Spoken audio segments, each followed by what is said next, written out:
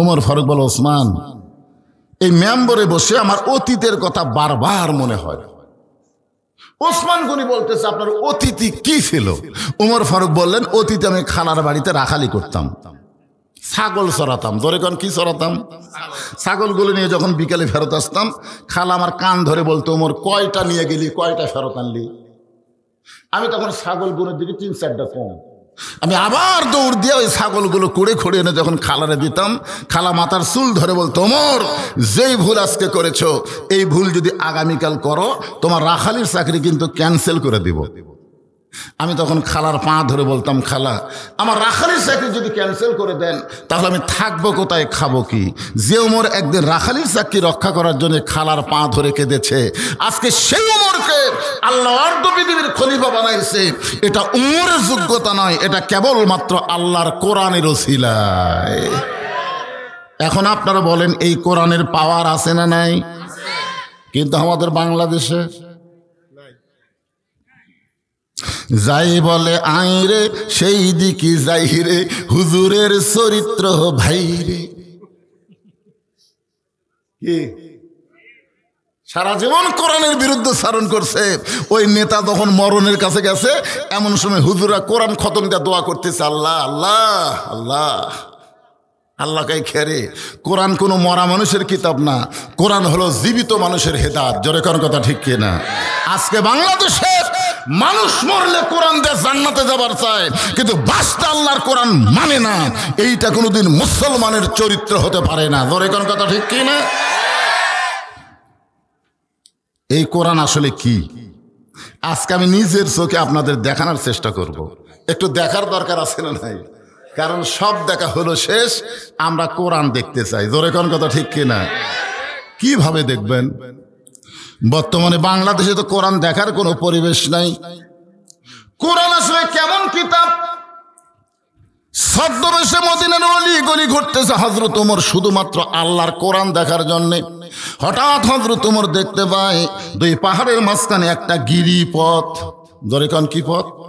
ওই গিরিপথের ভিতর দিয়া একটা সুন্দরী মেয়ে ধীর গতিতে হেঁটে হেঁটে আসতেছে। ওমর ফারুক দেখলেন দুই পাহাড়ের মাঝখানের গিরিপথে একটা সুন্দরী মেয়ে ধীর গতিতে হেঁটে হেঁটে আসতেছে। ওমর ফারুক মেয়েটার দিকে তাকায়া আল্লাহর শুকর আদায় করলেন। এখন বর্তমান পরিবেশে কোন সুন্দরী মেয়ের দিকে তাকায়া যদি কেউ আল্লাহর শুকর আদায় করে, তাহলে সবাই বলবে লোকটা লুচ্চা। কারণ বর্তমান পরিবেশে ওই মেয়েকে সুন্দরী বলা হয় যে মেয়েটা কাপড় চুপড় খুলে রাস্তায় ঘুরবে। জোরে কোন কথা ঠিক কিনা? কিন্তু আল্লাহর কোরআনের পরিবেশ যখন চালু হবে, তখন বেপর্দা নারীকে কখনোই সুন্দরী বলা যাবে না। পর্দানিশী নারী যারা, বিশ্ব সুন্দরী তারা। আমি যে বলবো পর্দানিশী নারী যারা, আপনার বলবেন বিশ্ব সুন্দরী তারা। বলতে পারবেন না ভাইজান? পর্দানিশী নারী যারা, আর যেই বলবো বেপর্দা নারী যারা, আপনারা বলবেন বিশ্ব বেহায়া তারা। বেপর্দা নারী যারা, বেপর্দা নারী যারা, শিলা কলা তারা। আপনারা শিলা কলা দেখছেন? একই গাছের কলা, এক গামলায় শোষাওয়ালা, এক গামলা শিলা। আপনার বলেন তো খরিদ্দার কোন কলা কিনবি? কলালা বলতেছে ভাই রে একই গাছের রে। বলতেছে না ভাই আমি শিলা কলা লই না। তুই কলা কি শিলা খাস না? কই শিলাই তো খাই, তো আগে থেকে শিলা আছে, খালি নিবি আর খাবি। তখন খরিদ্দার বলতেছে ভাই রে আমি খাওয়ার আগেও খাসে। কলালা বলতেছে আল্লাহর শপথ কেউ খায়নি। বলে তুই খালি তোকে দেখতে পারবি না, একটা দূরবীন অনুবীক্ষণ যন্ত্র এসে দেখ, মাছি খাসে, মশা খাসে, ধুলাবালি পড়ার কারণে এই কলা আর খাওয়ার উপযুক্ত নাই। কলার উপরে ব্যাকটেরিয়া খালি কিলবিল কিলবিল কিলবিল করতেছে। ধরে কোন কথা ঠিক না? তাহলে সুস্বাদু কলা যদি খাওয়ার ব্যাপারে আপনার পছন্দ হয়, বিবাহের ব্যাপারে পর্দাশীল নারী আপনার পছন্দ হবে, বেপর্দা শিলা কলা আপনার পছন্দ হওয়ার কথা নয়। ধরে কোন কথা ঠিক না? আজকে বাংলাদেশের প্রত্যেকটা যুবক যারা বিয়ে করে নাই, তারা যদি নিয়ত করে আমরা বেপর্দা নারীকে বিয়ে করব না, খালি এই নিয়ত করার পর থেকে বাংলাদেশের একটা মেয়ে আর বেপর্দা চলবে না। ধরে কোন কথা ঠিক কিনা? আর মেয়েদেরকে আমি বলতেছি, যে সমস্ত মেয়েদের বিয়ে হয়নি তারা আজ থেকে নিয়ত করবা, কোন বেনামাজি যুবকের সঙ্গে আমরা বিয়ে বসবো না, বাধ্য হয়ে যুবকেরা নামাজি হবে। জোরে কোন কথা ঠিক কিনা? মেয়েরা যদি নিয়ত করে মোহরানা ছাড়া বিয়ে বসবো না, ছেলেরা ডিমান্ড চাওয়ার সাহস পাবি না। বর্তমান পরিবেশে হবি না তো, যত ঠিক ঠিক কম।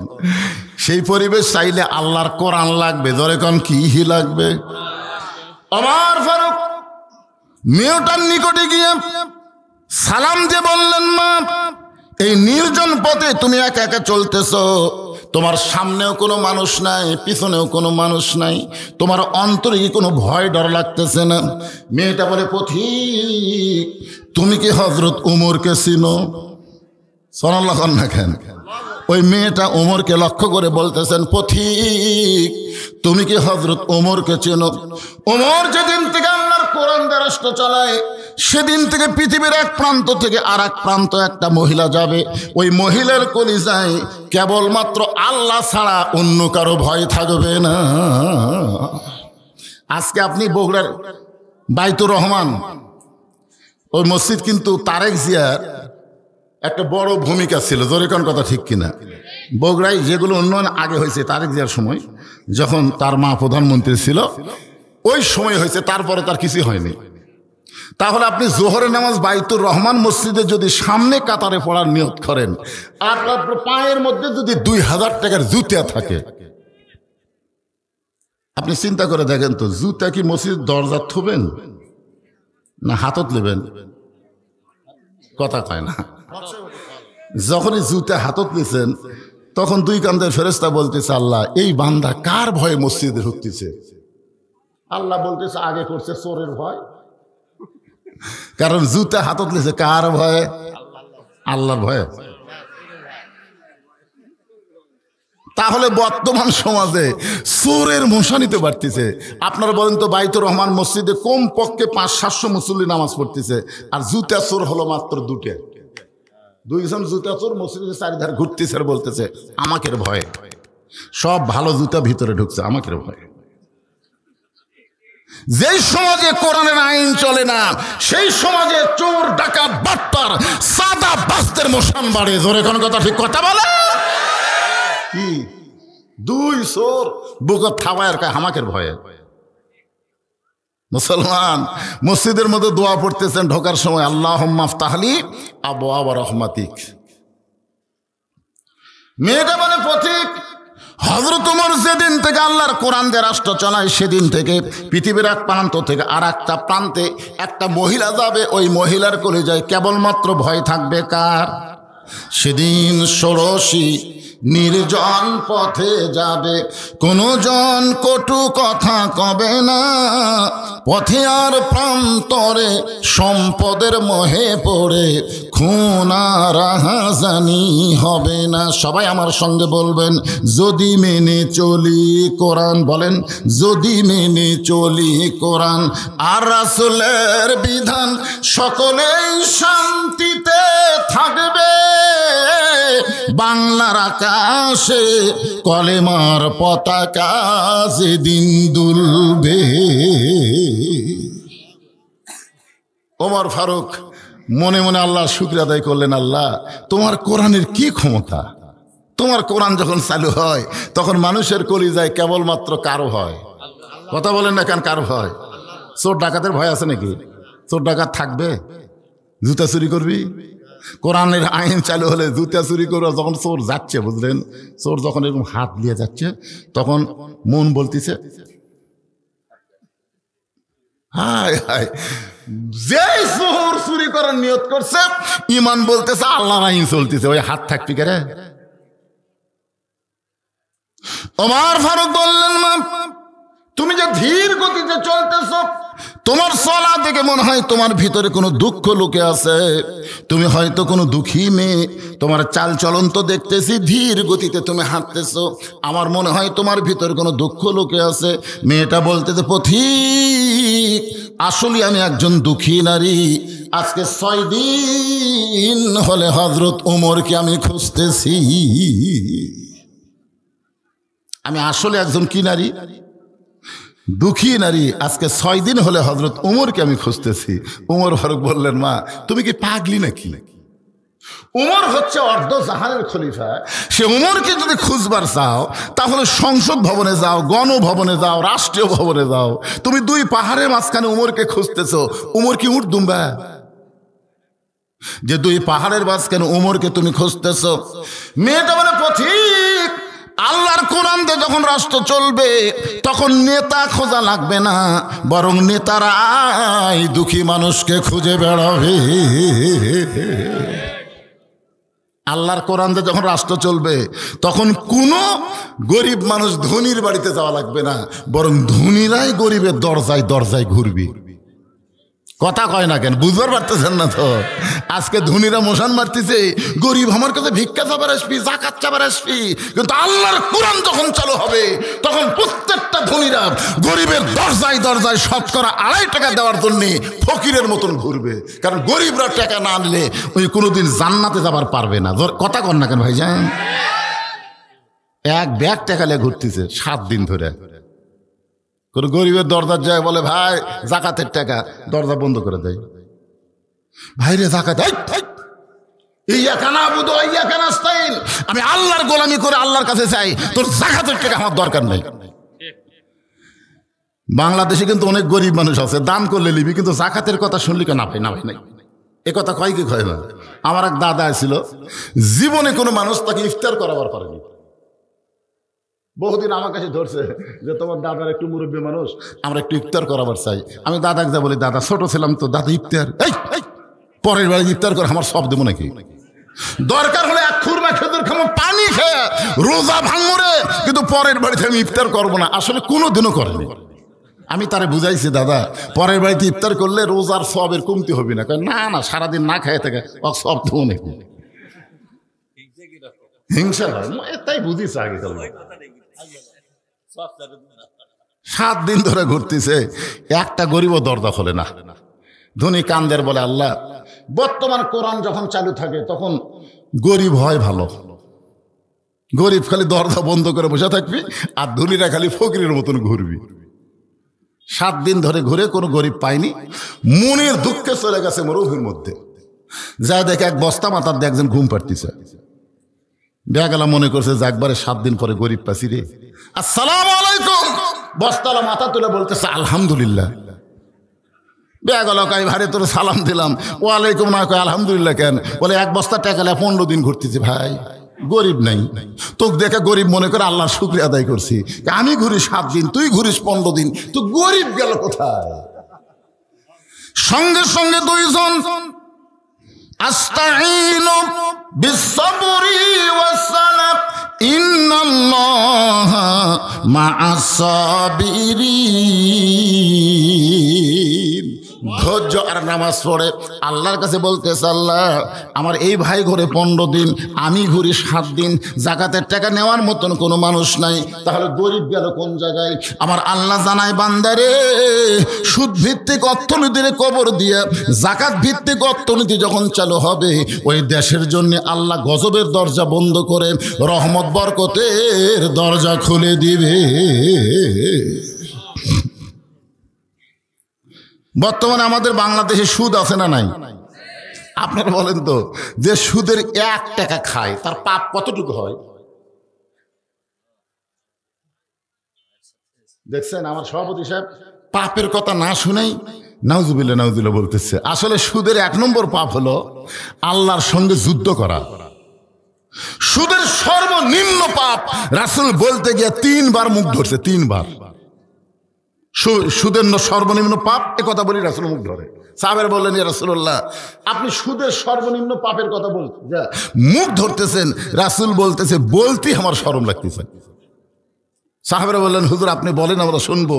রাসূল বললেন, সুদের যে 1 টাকা খায়, নিজের মায়ের সঙ্গে, নিজের গর্ভধারিণী মায়ের সঙ্গে 42 বার জিনা করার গুনাহ হয়। তাহলে নাউজুবিল্লাহ করা হবে না, সুদ ভিত্তিক অর্থনীতিকে মুসলমানের জমিনে কবর দেওয়া লাগবে। ধরে কোন কথা ঠিক? আর কবর দিবার গেলে বর্তমান সমাজতে হবে না, আল্লাহর কোরআনের রাষ্ট্র লাগবে। ধরে কোন কথা ঠিক কিনা ভাইজান? মেয়েটা বলতেছে, পথিক ওমর ফারুককে। আল্লাহর কোরআন দিয়ে যখন রাষ্ট্র চলবে তখন নেতা খোঁজা লাগবে না, বরং নেতারাই দুঃখী মানুষকে খুঁজে বেড়াবে। আজকে আমাদের বাংলাদেশের নেতারা কখন খোঁজে? মানে আমার কাহালুতে এক নেতা, রাস্তা দিয়ে এক ফকির আসতেছে, নেতা ড্রাইভারকে বলছে গাড়ি থামা। তো ড্রাইভার বলতে স্যার কেউ তো নাই। বলে ওই যে আসতেছে।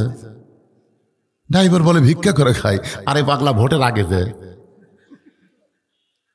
গাড়ি ব্রেক করছে, নেতা গাড়ির থেকে নামে ফকির সালাম দেয়, আসসালামু আলাইকুম চাচা। আসসালামু আলাইকুম চাচা। ফকির খেলে চারিদিকে মাথা ঘুরে। নেতা বলতে চাচা কি দেখেন? বলে তুমি কাক সালাম দিলা? বলে আপনাকে দিলাম, কারণ ভিক্ষা করে খাই। নেতা বলতে ভোটের আগে আপনিও ঝামুতাই। ও ভোটের আগে ফকির সালাম পায়, আর ভোটের পরে শামসের অত্যাচারে নেতার ধারত যাওয়া যায় না। জোরে কথা কন না কেন হয়ে যান? শুধুমাত্র ভোটের আগে ভালো হলে হবে না। বাংলাদেশের নেতারা ভোটের আগে যেমন ভোটারের কাছে যায়, ভোট পায়া যখন নেতা হবে, এমপি হবে, মন্ত্রী হবে, ভোটের পরে যদি এমন ভাবে যায় ওই নেতা শহীদ জিয়ার মতন উমর ফারুকের সঙ্গে আল্লাহ জান্নাত দিয়া দিবে। শহীদ জিয়ার নাম শুনছেন আপনারা? আপনাদের সন্তান ভাইজান শহীদ প্রেসিডেন্ট জিয়াউর রহমান, ওনার সম্পর্কে মোস্তাফিয়া মাদ্রাসার তখন প্রিন্সিপাল ছিলেন আল্লামা নজিবুল্লাহ। ওনাকে ছাত্ররা জিজ্ঞেস করলো, হুজুর শহীদ প্রেসিডেন্ট সম্পর্কে আপনার মন্তব্য কি? উনি একজন আল্লাহর ওলি, আমার হুজুরও জানে, উনি তার ছাত্র। উনি বললেন শহীদ প্রেসিডেন্ট জিয়াউর রহমান হলো উমর ফারুকের সিমটম। ধরে কোন সোহান। গাবতলীর মানুষ ধরল, আপনাদের সন্তান আরাফার ময়দানে গাছ লাগাই দিছে, যেখানে কোটি কোটি মুসলমান সারা বিশ্বের এসে ওই নিমের গাছের ছায়া, বেহেশতের বাতাস পায়। জোরে কোন সুবহান। আপনার ধন্য যিনি দুনিয়া থেকে বিদায় নেওয়ার পর তার সুটকেস পাওয়া গেছে জায়নামাজ আর আল্লাহর কোরআন, যিনি ধর্ম নিরপেক্ষতাকে লাথি দিয়ে বিসমিল্লাহ দিয়ে শুরু করছে। জোরে কোন কথা ঠিক কিনা? আজকে এই মাইক আলারা যদি বিসমিল্লাহ দিয়ে মাইক চালু করতো, এরকম ভরভরি হতো না। একটা বিসমিল্লাহ কয় না, এ ঘুম পাড়তিছে ওই মাল কেড়ে।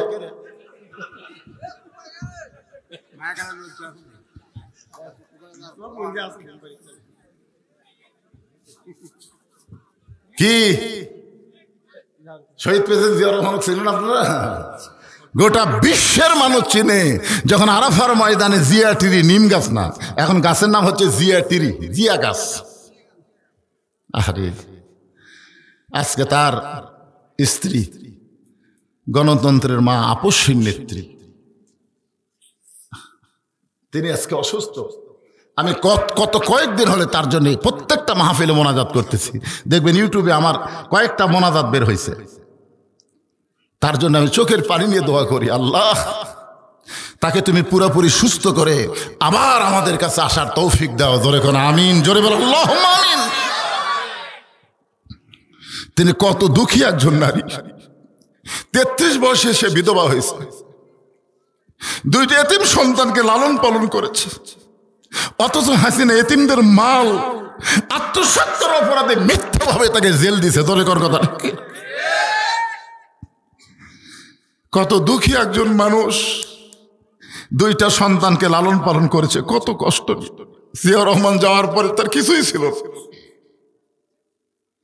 তিনি আমাদের দেশের 3বারের সফল মন্ত্রী।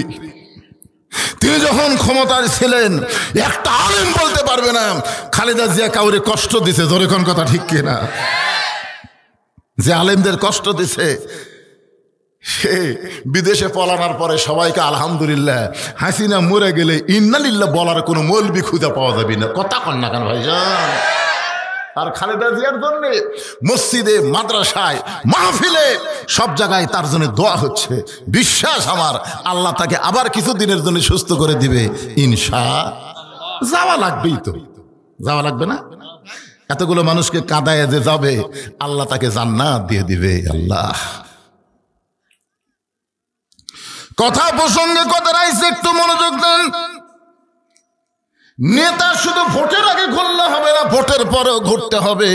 যখন আল্লাহর কোরআন দিয়ে রাষ্ট্র চলবে, সুবহানাল্লাহ বলেন। মেয়েটা বলে পথিক, আল্লাহর কোরআন দিয়ে যখন রাষ্ট্র চলবে তখন নেতা খোঁজা লাগবে না, বরং নেতারাই দুঃখী মানুষকে খুঁজে বেড়াবে। আমি 6 দিন হলে উমরকে খুঁজতেছি, আর 1-8 দিনের মধ্যে যদি উমরকে আমি না পাই তাহলে আসল জায়গায় বিচার দিব। কয়দিন হলে খুঁজতেছে? আর 1 দিন।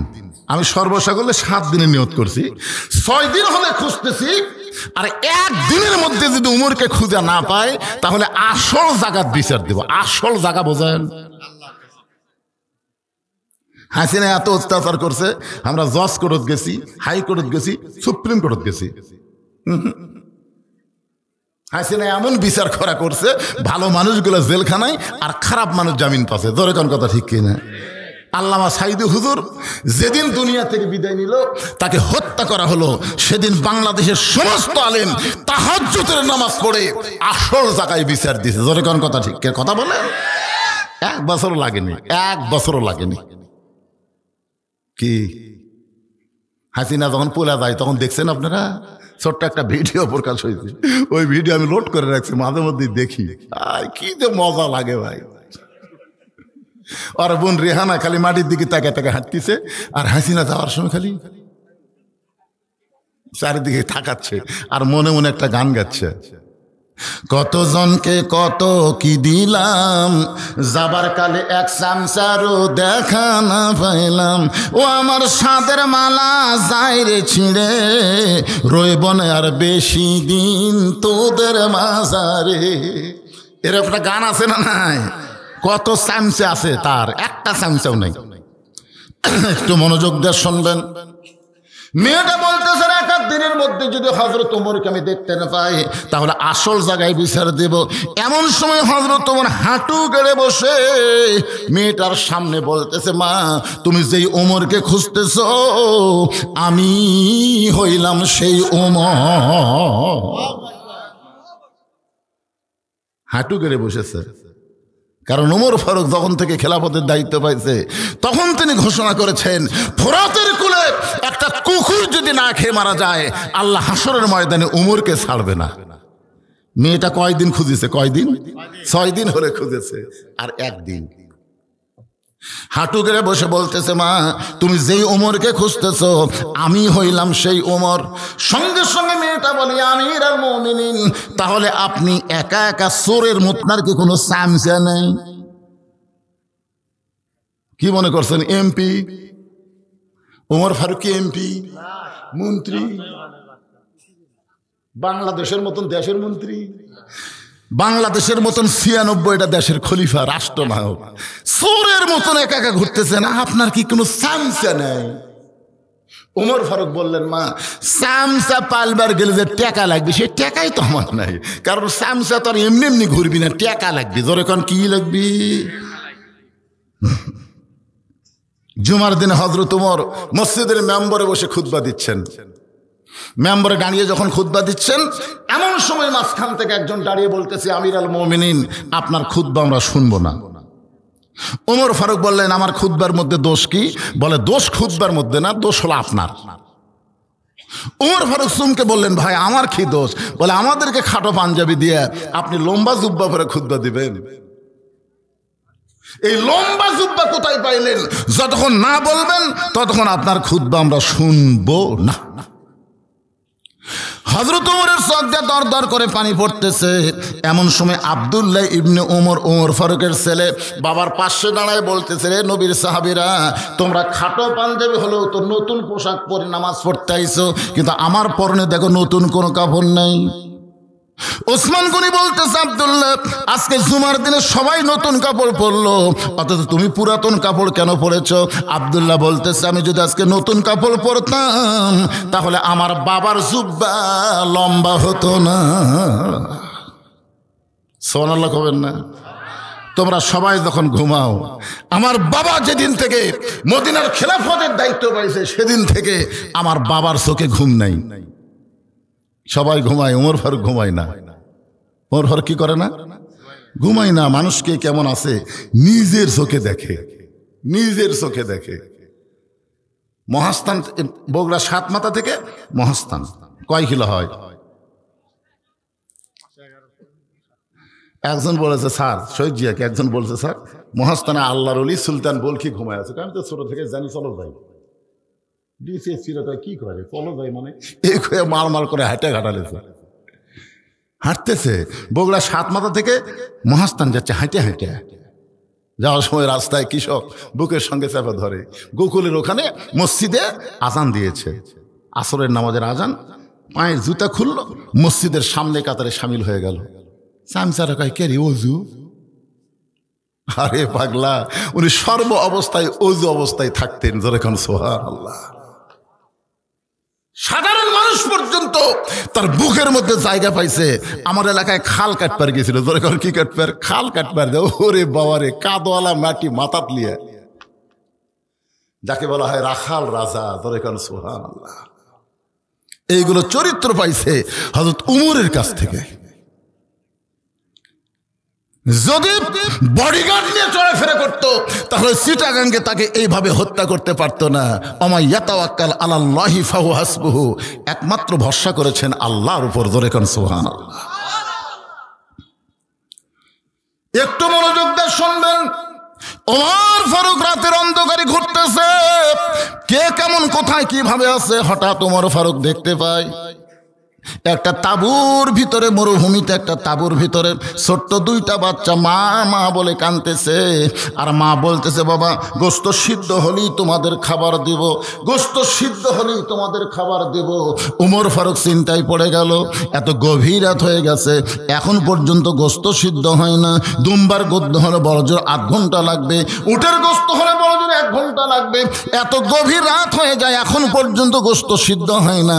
এই মায়ের অন্তর কি দয়া নাই? সন্তান ক্ষুধার জ্বালায় কান্দে, আর মায়ের গোস্ত সিদ্ধ হয় না। ওমর ফারুক দূর থেকে দেখতে না পেয়ে এবার নিকটে গেলেন। মা, তোমার অন্তরে কি কোনো দয়া নাই? তোমার দুইটা বাচ্চা ক্ষুধার জ্বালায় কান্দে, এখন পর্যন্ত তোমার গোস্ত সিদ্ধ হয় না। মেয়েটা বলে, পথিক রে, এই মুহূর্তে আমি যেই বিপদের মধ্যে আছি আমার আল্লাহ পর্যন্ত দেখবার পাই না। উমর ফারুক বলে, মা আল্লাহর উপরে রাগ করছো কেন? তোমার কি বিপদ? বলে, আমার বাড়ি হলো ইয়ামিন দেশে।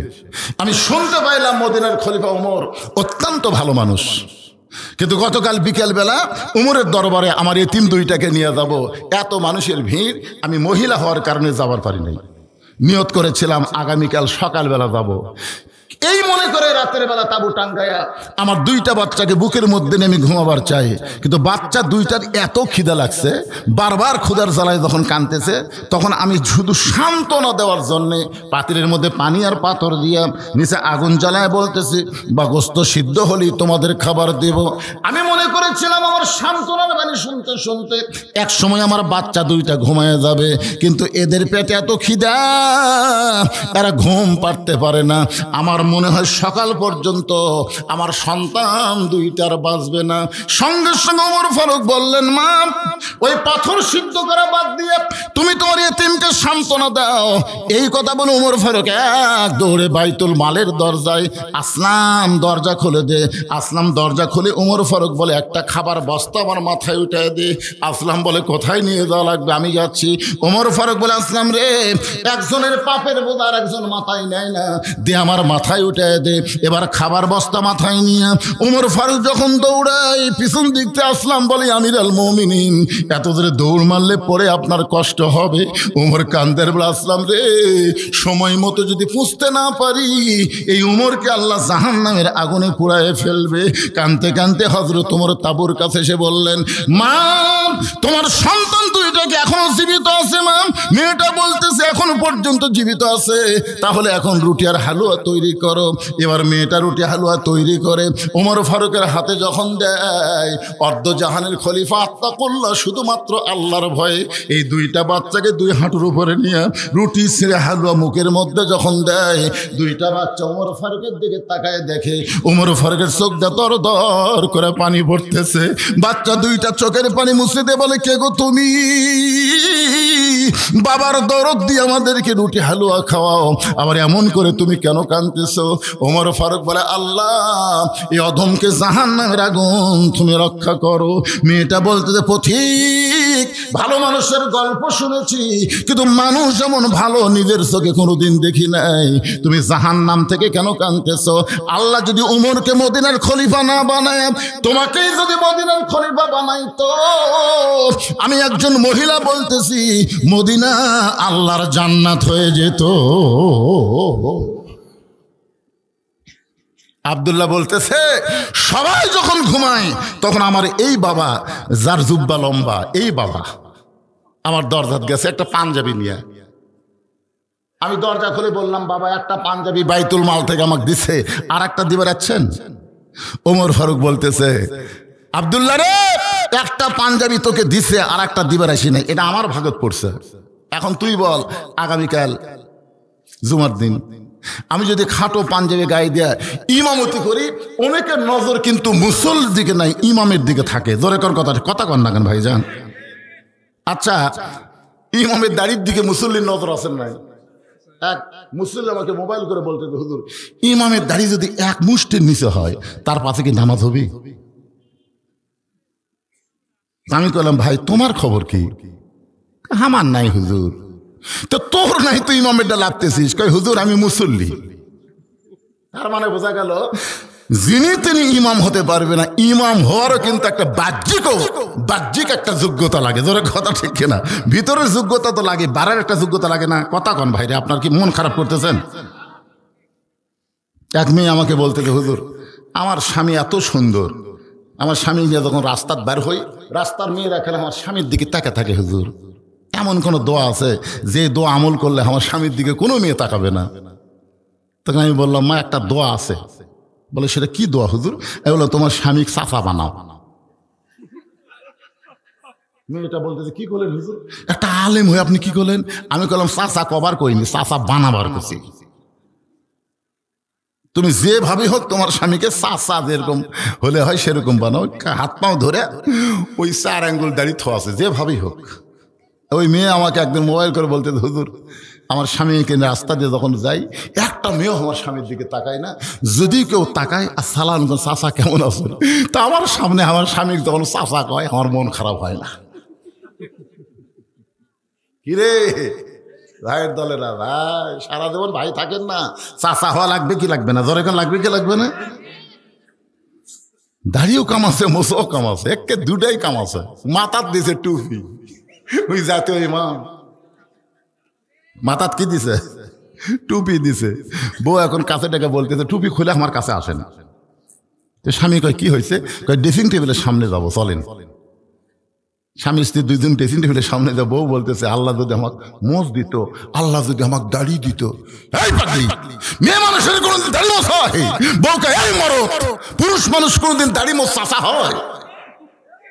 কি কোন মরদের একটা সাইজ নেই? কথা কন না কেন ভাই, মরদের একটা সাইজ নাই? ইমামতি করবার গেলে যদি সাইজ লাগে, পুরুষ মানুষের একটা সাইজ লাগবে। কথা কন। একটু মনোযোগ দিয়ে শোনেন। ওমর ফারুক বলে, আব্দুল্লাহ তোর পাঞ্জাবিটা আমাকে দান করে দে। আব্দুল্লাহ বলে, গভীর রাত্রে আমার কাপড়ের অংশ আমার বাবাকে দান করে দিলাম। বাবার কাপড় আমার কাপড় একত্র করে বাবা লম্বা জুব্বা বানায় খুতবা দেয়। এখন বলো, বাবার খুতবা শোনা যায় কিনা যায়? সমস্ত সাহাবীরা চিল্লায় বলে, আল্লাহর কোরআন দিয়ে যখন রাষ্ট্র চলবে, মুসলমান এমন ভালো মানুষকে নেতা হিসাবে দেখতে পাবে। ওমর ফারুক বললেন, মা তুমি যেভাবে আমাকে 6 দিন হলে খুঁজতেছ, তোমার চাল চলন দেখে মনে হচ্ছে তুমি একজন দুঃখী নারী। কি দুঃখ তোমার যে আমাকে আজকে 6 দিন হলে খুঁজতেছ? কি দুঃখ নিয়ে? মেয়েটা বলতেছে, আমিরুল মুমিনিন, আমার জীবনের সবচাইতে বড় দুঃখ হলো, এই মনোযোগ দিয়ে শোনা লাগবে, লিয়াবলুয়াকুম আইয়ুকুম আহসানু আমালা। সুন্দর আমলের পরীক্ষা হবে। মেয়েটা বলতেছে আমার জীবনের সবচাইতে বড় দুঃখ হলো আমি 6 বছর বয়সে ঈমান গ্রহণ করছি, শুধু ঈমান গ্রহণ করার অপরাধে 12 বছর আমাকে জেলখানায় বন্দি জীবন কাটাতে হয়েছে। সকালবেলা 3টা করে চাবুক, বিকালবেলা 3টা করে চাবুক। আমার দেহের এমন কোনো জায়গা নাই যে জায়গায় চাবুকের আঘাত লাগে নাই। আপনারা কি খেয়াল করে শুনছেন? ঈমান গ্রহণ করার অপরাধে কয় বছর? জোরে বলেন কয় বছর? আল্লামা সাইদি হুজুরের কোনো অপরাধ ছিল না, শুধু কোরআনের হক কথা বলার জন্য 13 বছর তাকে জেলখানায় বন্দি জীবন কাটাতে হয়েছে। জোরে বলেন কথা ঠিক কেন? কথা বলেন। কে কোন দল করে সেটা ভিন্ন না, সাইদি সাহেব সব দলের কাছে ভালো মানুষ। যারা একেবারে উতুল্লিম বাদা জালিকা জানিম, আমি আর বাংলা কম না, খালি আরবিটা কোনো এরা ছাড়া বাংলা কলেজ ভিতরে, বাংলা কলেজ ভিতরে সব জায়গায় বাংলা কলেজ। না না, ভয়ের কথা বলতেছি না ভাই রে।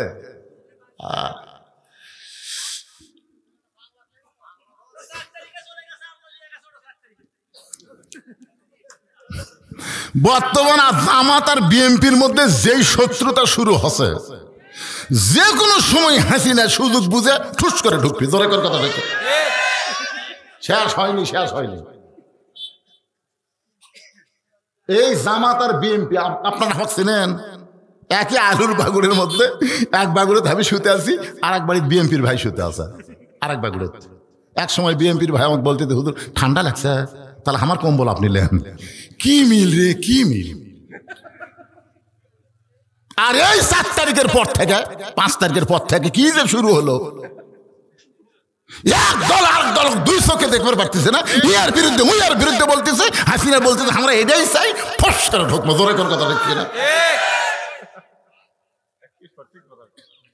আগামীতে জামাত বিএনপি এক হওয়া লাগবে, আর কোন ফাঁসিবাদী বাংলার জমিনে যেন জায়গা না পায়। জোরে কোন কথা ঠিক কেন? কথা বলে কারা কারা আজি 2 হাত তুলে আবার আল্লাহকে দেখান। তাকবীর দেন, তাকবীর দেন, লিল্লাহি তাকবীর। 7 তারিখের পরে চলে গেছে, আসতিস আবার বাপ মরিছে। আর স্যার ভাই কে ভিন্ন হয়ে গেছে, 1 হাত জায়গার জন্য লাঠি লিয়াচ্ছে, অথচ 4 ভাই একসাথে ভাত খাচ্ছে।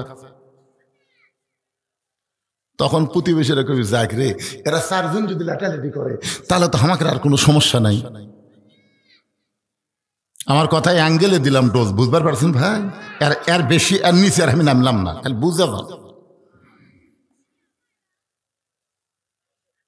উতুল্লিম বাদা জালিকা জানিমের বাংলা অর্থ হলো,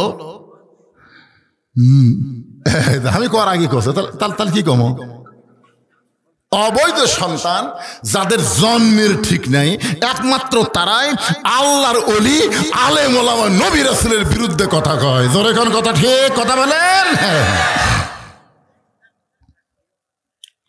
কি বুঝতেছেন? নারী নির্যাতন করছে, মানুষ হত্যা করছে, আল্লাহর তদন্ত দেখেন। আল্লাহ কোরআনে বলতেছেন, ইন্নামা ইয়াখশাল্লাহ মিন ইবাদিহিল উলামা, বান্দা সমূহের মধ্যে আলেম বান্দারাই সবচাইতে আল্লাহকে বেশি ভয় করে। আপনার বলেন তো আল্লামা সাইদি হুজুর ছোট আলেম না বড় আলেম? তাহলে আল্লাহ বললেন আলেম বান্দারা আল্লাহকে সবচাইতে বেশি ভয় করে। এই তদন্ত যদি আল্লাহ করে, আর বাংলাদেশের তদন্ত হচ্ছে মানুষ খুন করেছে, যুদ্ধ অপরাধী, নারী নির্যাতন করেছে, তার মানে বোঝা গেল মানুষের তদন্ত সঠিক নয়, আল্লাহর তদন্তই হলেন সঠিক। 50 বছর কোরআনের হক তাফসির করছে, 50 বছর।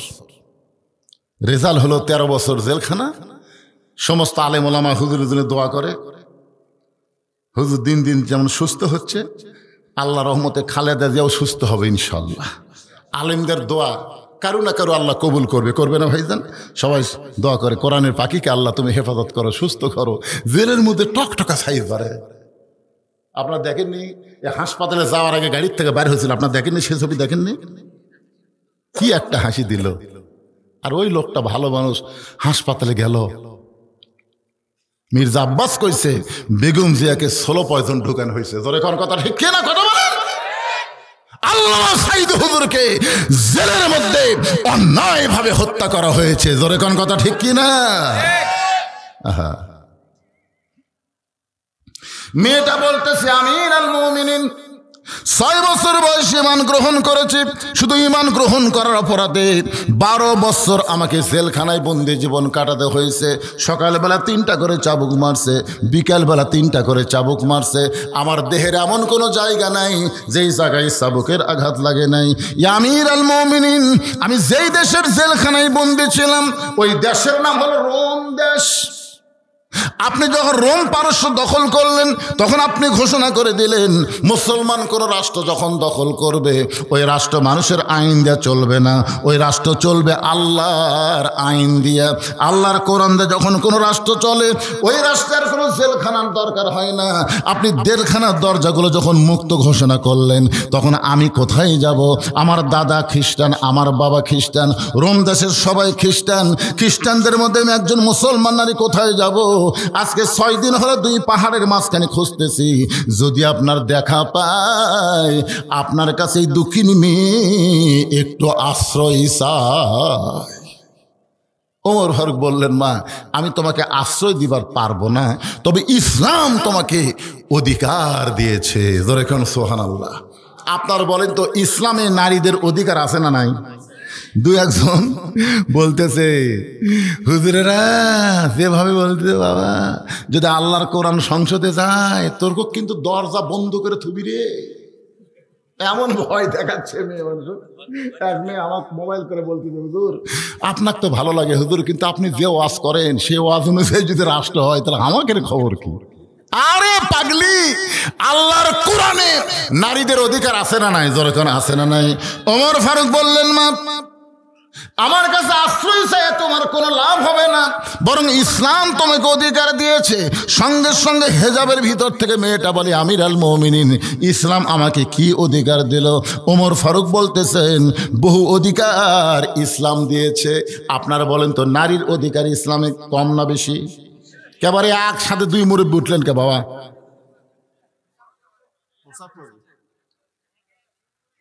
না 2 জন একসাথে ওটার মধ্যে না না না করুক, পেশাব করবে তো। শোনেন শোনেন, রাত 9টার সময় যখন বিছনাত শোবার যান আপনি কি ঘুমের মধ্যে পেশাব করেন না ঘুমের আগে করেন? ঘুমের আগে কেন করেন? যে ঘুমের একটা দাম আছে, এই পেশাবের কারণে আমার ঘুমের ক্ষতি হোক এটা আমি চাই না, পেশাব করিয়া তারপরে ঘুমাবার যাই। আপনার বলেন তো আল্লাহর কোরআনের দাম আছে না নাই? তো বদরুল শীত ওটার আগেই পেশাব করবেন, বদরুল শীত ওটার আগেই, ওটার পরে পেশাব করবে জানকে রে। আপনারা বলেন আমি কি আমার বাপ দাদার কথা বলতেছি না আল্লাহর কোরআন থেকে কথা বলতেছি? তাহলে আল্লাহর কোরআনের দাম আছে না নাই? জোরে করে আছে না নাই? একটু গুরুত্ব দিয়ে কথাগুলো শুনবেন ভাইজান। ওমর ফারুক বললেন মা ইসলামী মায়ের অধিকার আছে, ইসলামী মেয়ের অধিকার আছে, ইসলামী বিবির অধিকার আছে, সব জায়গায় নারীদের অধিকার ইসলামে আছে না নাই? আপনাদের কাছে কোনো অধিকার নাই। এক বউ আমাকে প্রশ্ন করলো হুজুর ইসলামী বইয়ের কি অধিকার? আল্লাহ বললেন হুন্না লিবাসুল্লাকুম ওয়া আনতুম লিবাসুল্লাহুন্না, স্বামী হলো বিবির পোশাক, বিবি হলো স্বামীর পোশাক। এ ওয়াজ করতে গিয়ে আমি বলছি মা এত সুন্দর অধিকার ইসলাম স্বামী স্ত্রীকে দিছে, ঘুমানোর সময় এক বালিশে ঘুমাবেন। আল্লাহ রাসূল বলেছেন স্বামী স্ত্রী যখন ঘুম শুরু করবে ঘুমের শুরুটা হবে মুখামুখি, মুখের কাছে মুখ দিয়ে ঘুম পাড়া। মেয়েটা আমাকে বলতে যে হুজুর এ হাদিস কন না হুজুর, এ হাদিস কন না, কারণ আমার স্বামী এমন বিড়ি খাওয়া খায় এই ঘরের মধ্যে ঢুকলে মানে ভোকরা ফাটা ঢুকছে হুজুর, এই মুখের কাছে মুখ ছিল আমি বাঁচবো না হুজুর। আমি কইলাম আরে পাগলি মুখের কাছে মুখ তোর আগে মেসওয়াক করা সুন্নাত। জোরে খান কথা ঠিক, মেসওয়াক করা। যারা এই বিড়ি টিড়ি খান আপনারা জানেন আপনি যে কাপড় পরেন কাপড়ও গন্ধায়। জোরে খান কথা, যে ঘর থাকে ওই ঘরও গন্ধ, এটা না খেলে হয় না। কে রে ভাই এটা না খেলে হয় না, চেষ্টা করবেন ছাড়ার। যে কথা বলতেছি, উমর ফারুক বললেন, মা ইসলাম তোমাকে বহু অধিকার দিয়েছে, তবে 1 নম্বর অধিকার এই মুহূর্তে তোমার জন্যে। তোমার বয়স কত? মেয়েটা বলতেছে 6 বছর বয়সে ঈমান গ্রহণ করেছি, আর 12 বছর জেলখানায় বন্দি জীবন কাটাইছি। উমর ফারুক বললেন 6 আর 12 একত্র করলে 18 হয়। 18 বছর একজন যৌবন নারীর জন্যে ইসলামের 1 নম্বর অধিকার হলো ভালো একটা ছেলের সঙ্গে বিয়া বসা। কি ছেলে? কথা কয় না, ভালো সুন্দর ছেলে না, সুন্দর না। যদি সুন্দর কত, আমার মতন কালো বউ পাওয়া কঠিন কঠিন। কিন্তু এইখানে হিকমতের সাথে বলেছে ভালো একটা ছেলের সঙ্গে বিয়া বসার অধিকার। ভালো ছেলে মানে চেহারা সুন্দর না, ভালো ছেলে যার চরিত্র ভালো, যার স্বভাব ভালো, যে ডিমান্ড নেয় না, মহরার লগত দেয়। জোরে কন কথা, ঠিক কথা কন না কেন ভাই? মেয়ের বাবার ছেলের বাপ 2 জন লেগে গেছে। বিয়ার দিন আমাকে দাওয়াত দিছে, খালি মেয়ের বাপ বলতেছে, ভাই খুবই চেষ্টা করলাম ভাই, সবই পারছি, খালি 5,000 টাকা বাকি ভাই। মানে 50,000 দিবার আছে, 45,000 দিছে, 5,000 টাকা দিবার পারতেছে না। ছেলের বাপ বলতেছে, ওয়াদা খেলাফ করা মুনাফিকি ভাই। দেখছেন? আমি কইলাম, কে রে, এরা 2 জন সবচেয়ে ভালো বিআই ভিআই, এর মধ্যে কি হলো? আমি কাছে বললাম, ভাই কি খবর? ছেলের বাপ বলতেছে, আপনি বলেন তো হুজুর, ওয়াদা খেলাফ করা কি? তাই এগুলো মুনাফিকের কয়েকটা চিহ্ন, তার মধ্যে একটা হলো ওয়াদা খেলাফ করা। মেয়ের বাপ বলতেছে, হুজুর আমি আজকে 50,000 দিবার চাচ্ছিলাম, কিন্তু বহু কষ্ট করে 45 জোগাছি হুজুর, খালি 5,000 পারিনি। আমি বললাম, কে রে, ডিমান্ড? আপনার বলেন তো ডিমান্ড নেওয়া কি? আরো জোরে কোন ডিমান্ড নেওয়া কি? আজকে আপনাদের বলতেছে, এই যুবক, পারো যদি মহরণ নগদ দাও, 1 টাকাও ডিমান্ড নিবা না। উমর ফারুক বললেন, মা এই মুহূর্তে তোমার কোনো অভিভাবক নাই, তুমি একটা ভালো ছেলে খোঁজ করবা। আমি উমর তোমার অভিভাবক হইয়া একটা ভালো ছেলের খবর দিচ্ছি, দেখো তো ছেলেটা তোমার পছন্দ হয় কিনা। মেয়েটা বলতেছে, আমিরুল মুমিনিন, তাহলে আপনি বলেন তো ভালো ছেলের খবর কি? উমর ফারুক বললেন, ছেলেটার বয়স হলো মাত্র 22 বছর। ছেলেটার বয়স হলো কয় বছর? লম্বাই হলো 6 ফুট 2 ইঞ্চি, গায়ের রং ফর্সা। ছেলেটার যোগ্যতা হলো 30 পারা কোরআনের হাফেজ, 6 লক্ষ হাদিসের হাফেজ। ছেলেটার নাম হলো আব্দুল্লাহ, তার বাবার নাম হলো আমি অধম ওমর। মা আমার আব্দুল্লাহর সঙ্গে তোমাকে বিয়েটা দিয়ে তোমাকে আমার বাড়ির বৌমা বানায়া আমার বাড়িতেই তোমাকে অধিকার দিবার চাই। লিল্লাহে তাকবীর। আমার বৌমা বানায়া, আমার বৌমা বানায়া আমার বাড়িতেই তোমাকে অধিকার দিবার চাই। আমি এই কথাটা কয়েকবার ওয়াজে কইছি, বৌমা বৌমা। সবাই বলে বেটার বউ কে হয়? আরো জোরে কর না কেন? জোরসে বলুন। কিন্তু আমার পাশে এক সভাপতি আছে, 3 বার আমি বললাম বেটার বউ কে হয়, সবাই কয় বৌমা, ওই কথা কয় না। তাই সভাপতি বললাম, কে রে ভাই আপনার ছেলে নেই? তাই হুজুর 2টা ছেলে আছে, বিয়ে করাছি। তো তাহলে আপনি বৌমা কর না কেন? তখন বলে, হুজুর আমার ভাগ্য এত খারাপ, আমি বৌমা পাইনি হুজুর, 2টাই হলো বউ দজ্জাল। 2টা বউ হলো বউ দজ্জাল। বিয়ের আগে আমার ছেলে এত ভালো ছিল হুজুর, কিন্তু বিয়ে করার পর থেকে বউ যে কি বুদ্ধি দেওয়া দিছে, ছেলে আর আমার এই গ্রামের নাম কি, দড়ি সোনাকানিয়া, তার থাকি না। ছেলে এখন বগুড়া বাসা করছে, এখন বাসা করে সেই বাসার মধ্যে বউলে থাকে। মাঝে মধ্যে বাপ মা দেখবার আসে, কিন্তু বেশি সময় দেয় না। কি কন এরকম ছেলে আছে না নাই? এখন ছেলে বগুড়া শহরে একটা বাসা করছে। একদিন বাবা খুবই অসুস্থ, অসুস্থ হওয়ার কারণে বগুড়া গেছে ডাক্তার দেখানোর জন্য। পপুলার একটা বড় ডাক্তার দেখাতে দেখাতে সিরিয়ালে রাত 9টা, এত রুগী যে সিরিয়ালে রাত 9টা বাজে গেছে। এখন বাবা চিন্তা করতেছে, এত রাত্রে দড়ি সোনাকানিয়া কেমনে যাই, দড়ি সোনাকানি কেমনে যাই, এখন 9টার সময় কেমনে যাই। মন বলতেছে, কে তোর বেটার বাসা নাই? এই তোর বেটার বাসা নাই, বেটার বাসার যা, বাড়ির যাওয়া লাগবে, দড়ি সোনাকানিয়া কত দূর। তখন ওই মনের তাগিদে বেটার বাসাত গেছে। আব্দুল্লাহ, বেটার নাম হলো আব্দুল্লাহ। আব্দুল্লাহ রে, আব্দুল্লাহ কয় কে রে? আমাকে সবাই সাহেব করে ডাকে, স্যার করে ডাকে, আর রাত 9টার সময় আর নাম ধরে ডাকে। এই মরদ কে রে? আপনার বলেন তো এই মরদ কে? যত বড়ই হুজুর হই, আমার বাবা কোনোদিন আমাকে হুজুর কয়নি, সবসময় বলছে এই বুঝলো, এই খবর কি রে? লোকজন বসে আমাকে দাওয়াত দিয়ে বেড়াচ্ছে, ইতিমধ্যে আমার বাপ বলতেছে বাবা বুঝলু তোর খবর কি রে? তা আমি কইলাম বাবা আমার নামটা পুরোপুরিও কর না আপনি।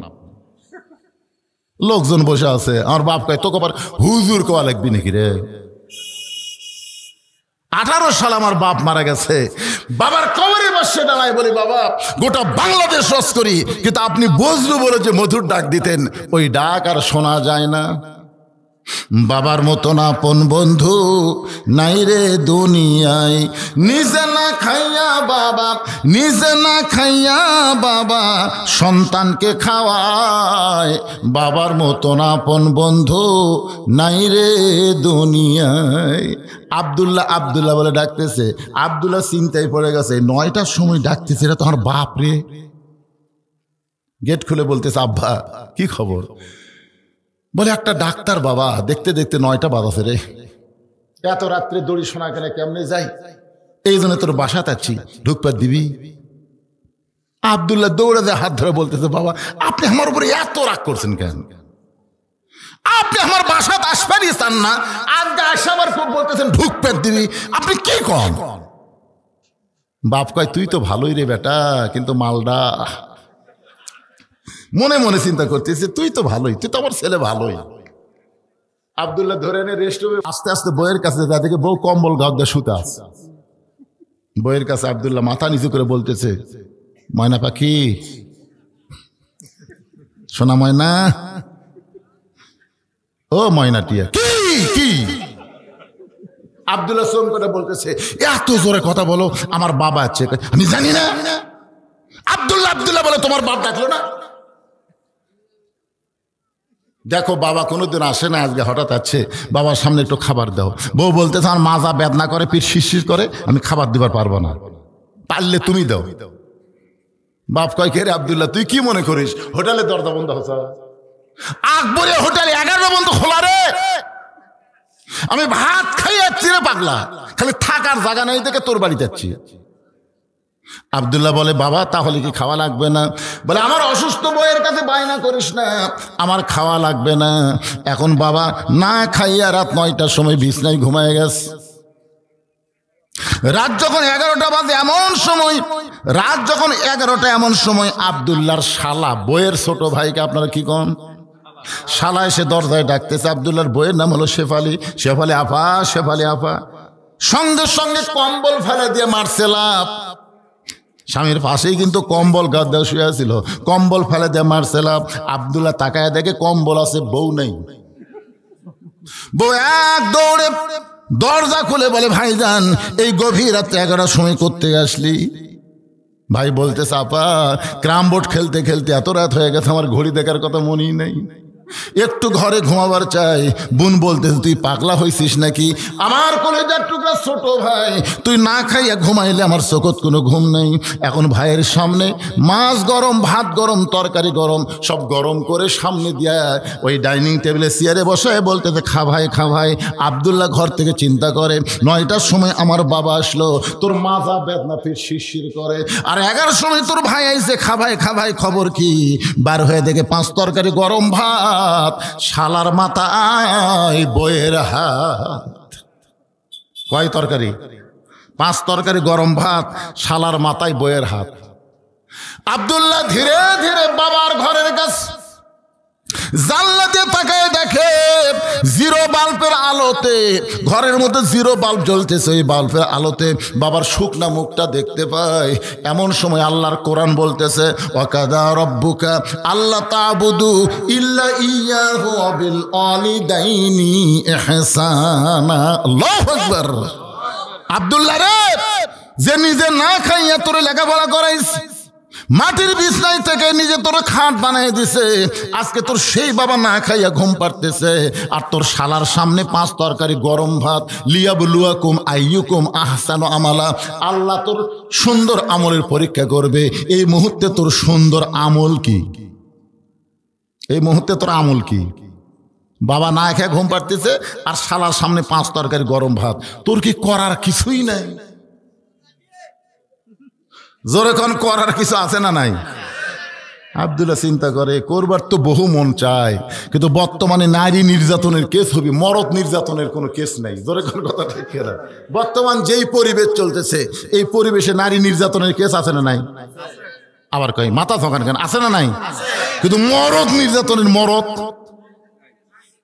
এক মরদ যদি থানাত কয় স্যার আমার বউ হাক মারতে মারতে পাড়ে ফেলে দিছে, তখন থানার ওসি আসবে আর বলে তুই কি হিজড়া নাকি রে, তুই বউয়ের সাথে পারিস না, বউ যখন পাড়িয়ে ফেলে দিছে তাও কেস নিবি না। আর বউ যদি যায় খেলে কয় স্যার আমার স্বামী হোক খুন করবার চাষে, স্যার আমার স্বামী হোক খুন করবার চাষে, কেস হয়ে দেবে, খুন করবার চাষকে আর পাড়িয়ে ফেলে দিছে তাও কেস হবি না। বর্তমানে নারী নির্যাতনের কেস আছে, মরদ নির্যাতনের কোনো কেস নাই। কথা কর না কেন ভাইজান? আব্দুল্লাহ চিন্তা করতেছে, মন তো বহু কিছুই চাই কিন্তু করার তো কিছুই নেই। এমন সময় বিবেক বলতেছে আব্দুল্লাহ রে চোখ বন্ধ কর। আব্দুল্লাহ চোখ বন্ধ করে দেখে উটি বলা একটা বেলান আছে। জোরে কর, কি বলা? শহরে তার লাঠি কাটা থাকে না, উটি বলা বেলুন, বেলুন হ্যাঁ বেলুন।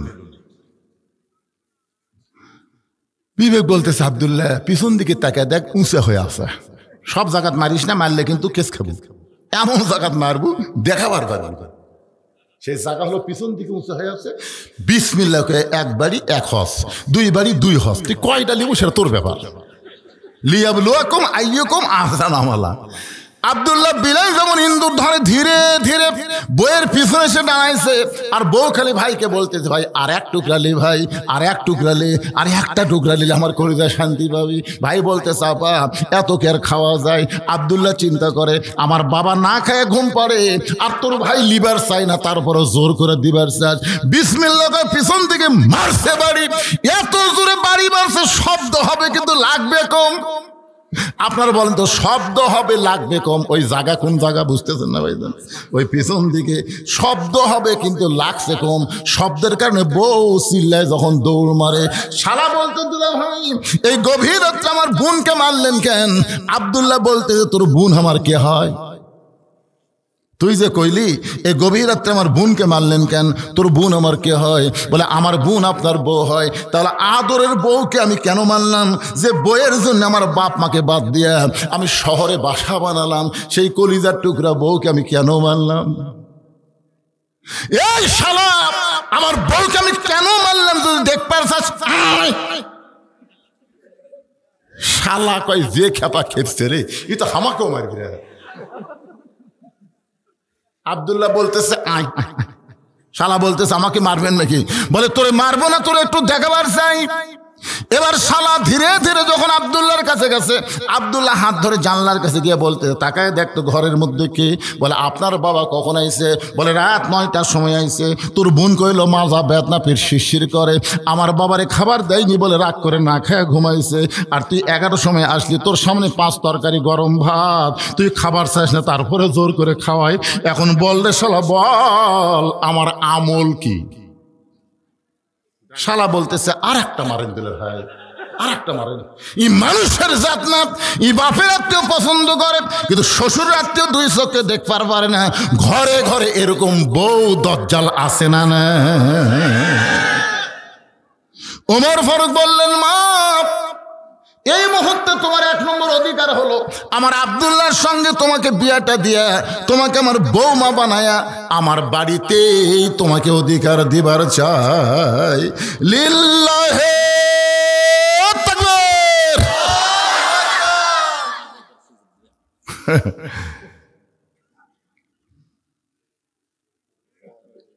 হ্যাঁ আসলে তো তাই, যেভাবে ওয়াজ করতেছে আপনার যেভাবে বসে আছে এই 2-3 জন দেখি উঠে বসে পেশাব করে যাচ্ছে, কিন্তু ওরা যাচ্ছে না। ওই দেখেন একটা গেছে আবার এসে বসতেছে। ওয়াজ তো হবেই রে পাগলা, ওয়াজ তো হবেই। কিন্তু মুরব্বী একটা কথা বললো, বেশি লম্বা আদায় না, এই গামছা দিয়ে মসজিদের উন্নয়ন কল্পে মাহফিল তো এদের ভিতরে আবার এরকম এরকম করতেছে, বুঝতেছেন না? যে হুজুর খালি টানা ওয়াজ করতেছে, আমাকে মসজিদের কিছুই করবি না।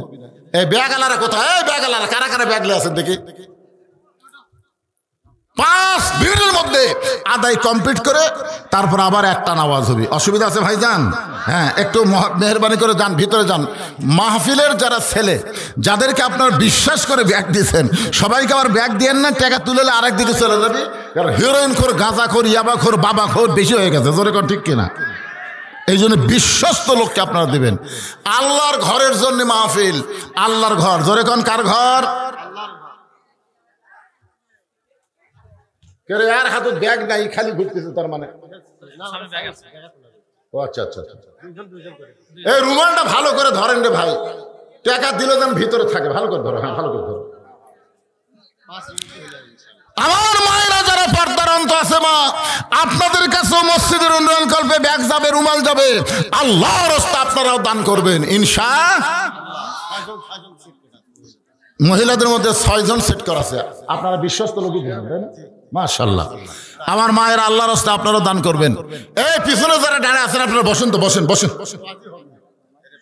আল্লাহর ঘর মসজিদের জন্য আপনাদের মন কি দিবার চাচ্ছে না? পৃথিবীর শ্রেষ্ঠ জায়গার নাম কি? আরো জোরে।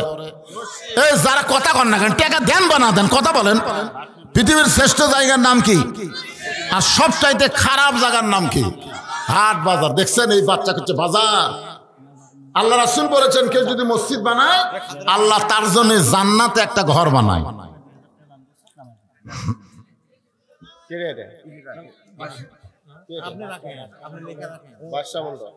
না লেখা রাখা লাগবে, লগত গুলো আবার লেখা লাগবে কেন? তাহলে নাম করলে হবে। কে দিয়েছে কোন? বাদশাহ মন্ডল, এই গ্রামের জামাই। মাশাআল্লাহ। ও বাদশাহ মন্ডলের জামাই 2000 টাকা নগদে দান করছে। আল্লাহ তার দানকে কবুল করুক। জোরে কর আমিন। আজকের মাহফিলের সম্মানিত প্রধান অতিথি কি দিছে আপনাদের? ও এটাই? আচ্ছা বাবা, কো আল্লাহর ঘরের জন্য মসজিদের সিঁড়ি বানার লাগবে, ছাদের উপর আর ইফতার করবে। নিয়ত ভালো, রমজান মাসে ছাদের উপর ইফতার করবে। 40,000 একটা বেচাই হলো না? না না না, 40। মাঝখানে উঠা বসা করে আশ্চর্য ধরনের কথা। এই যারা এখন মাহফিল থেকে উঠবে, ওঠা বসা করবে, এরা মসজিদ ভাঙ্গার পাপ হবে। মসজিদ ভাঙ্গার পাপ। আমি করবার চাচ্ছি, ওঠেন কে? ও যে মাঝখানে ফাঁকা হয়ে গেল। আল্লাহর ঘর মসজিদে দিবার মন চাচ্ছে না। আজকের মাহফিলের প্রধান অতিথি 40,000 দিবার চাইছে, আমি আর মাত্র 10,000 টাকা আপত্তি করছি।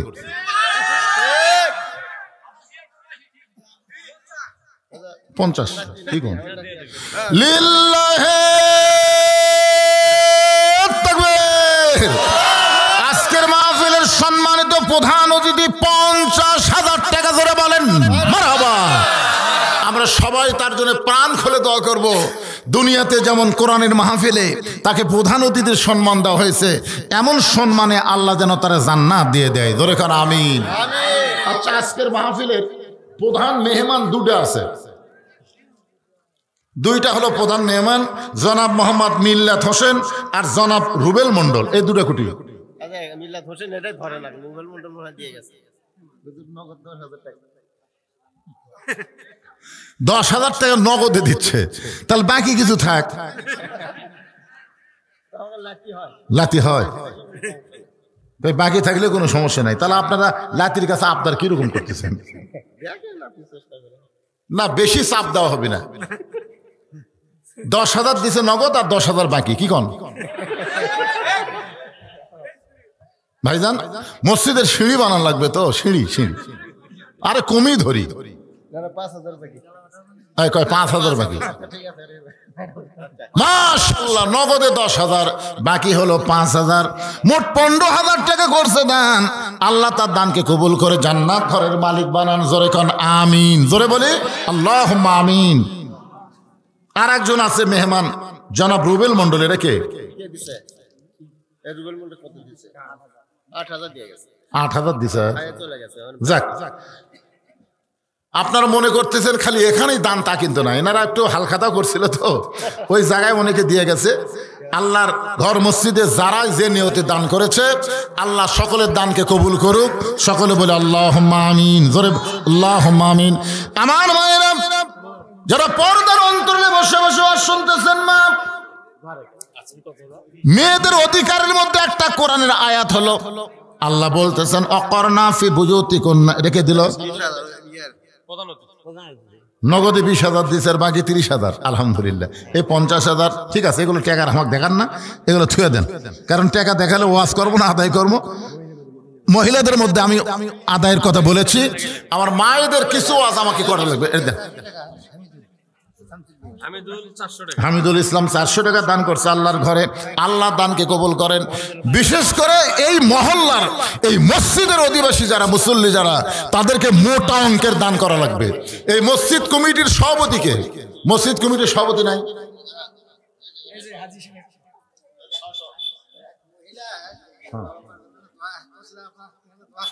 বাবা মার জন্য দোয়া চাই এক মা আমার, আমরা তার বাবা মার জন্য দোয়া করি। সে 500 টাকা দান করেছে।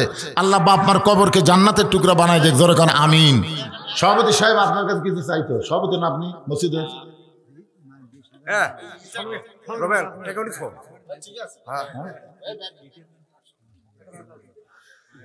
রিটায়ার করছে, রিটায়ার করলে সব শেষ হয়ে যায়। রিটায়ার করলে এককালীন যে অনেক টাকা পায়। যাই হোক, তারপরে 500 টাকা দান করছে, আল্লাহ তার দান কবুল করে, আল্লাহুম্মা আমিন। আপনি 500 দিলেন, হ্যাঁ আচ্ছা ঠিক আছে।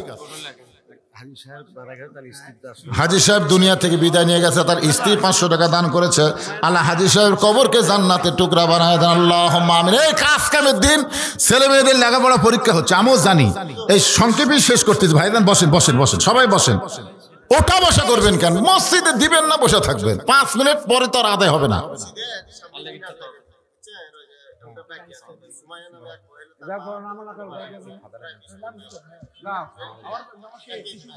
মসজিদের সামনে মিনার, অর্থাৎ মিনারের যে টাইলস যেটা লাগালে মসজিদ খুব সুন্দর হয়। সুমাইয়ার মা মারা গেছে, সুমাইয়ার আম্মা মারা গেছে। ওই মিনার লাগাইতে কমপক্ষে 20,000 টাকা খরচ হবে। উনি আগামীকালই সেইটা দান করবে। আমরা প্রাণ খুলে দোয়া করি, আল্লাহ তার মাকে জান্নাতি কবুল করুক, জোরে করেন আমিন। সবাই একটু জিকির করেন, লা ইলাহা ইল্লাল্লাহ, লা ইলাহা ইল্লাল্লাহ, লা ইলাহা ইল্লাল্লাহ, লা ইলাহা ইল্লাল্লাহ, লা ইলাহা ইল্লাল্লাহ, লা ইলাহা ইল্লাল্লাহ, লা ইলাহা, লা ইলাহা ইল্লাল্লাহ মুহাম্মাদুর রাসূলুল্লাহ। আমার মায়েরা যারা পর্দার অন্তরে বসে আছেন, মা আপনাদের অধিকারের ভিতরে একটা গুরুত্বপূর্ণ অধিকার নিয়ে আল্লাহর কোরআনের একটা আয়াত আমি আপনাদের সামনে তেলাওয়াত করতেছি। আল্লাহ বলেছেন অকরনা ফি বুয়ুতিকুন্না ওয়ালা তাবাররুজনা তাবাররুজাল জাহিলিয়াতিল উলা। এই পিছনে যারা দাঁড়িয়ে আছেন, আপনারা কি ওয়াজ শুনবেন? তাহলে এই বসেন তো বসেন। আর যারা পিছনে বসে আছেন, ফাঁকের মধ্যে না থেকে সামনে আসেন, আসেন আসেন। 2 জায়গা আপনার জান্নাতে সাক্ষী হবে। এক জায়গায় বসেছিলেন, আর এক জায়গায় আপনি বসলেন। এটা বেহেশতের বাগান ভাই। যত জায়গায় বসবেন, প্রত্যেক জায়গা আপনার নাজাতের একটা সাক্ষী হবে। এই জন্য সবাই সামনে আসেন তো। আর যারা দাঁড়িয়ে আছেন, আপনারা বসেন, মন না চাইলে চলে যান। এই ব্যাস সাইজে সাইজ করবেন না, সামনে আসেন। জি,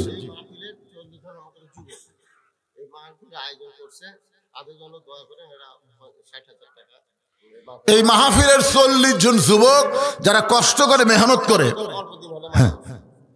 এই মাহফিলের আয়োজন করেছে। এই যুবকেরা, তার মধ্যে একজন দুনিয়া থেকে বিদায় নিচ্ছে। আমরা তার জন্য দোয়া করি, আল্লাহ তাকে জান্নাতি কবুল করুক।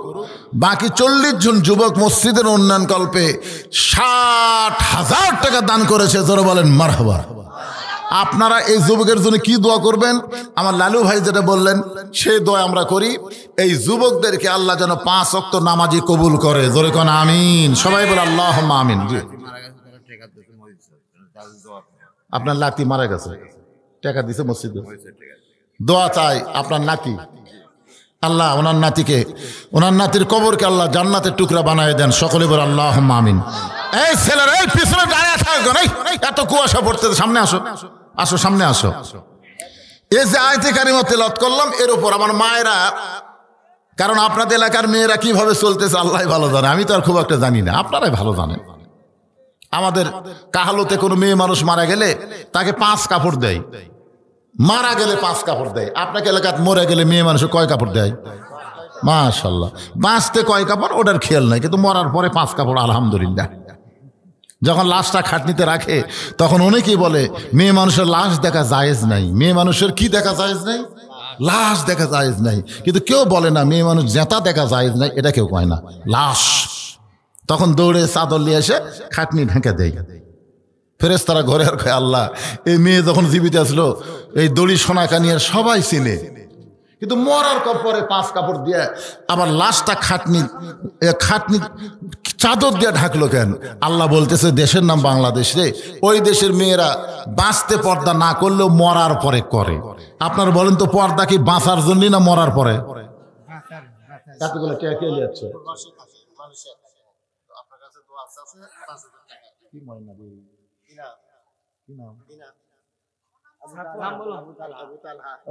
তুলে আনছেন নাকি?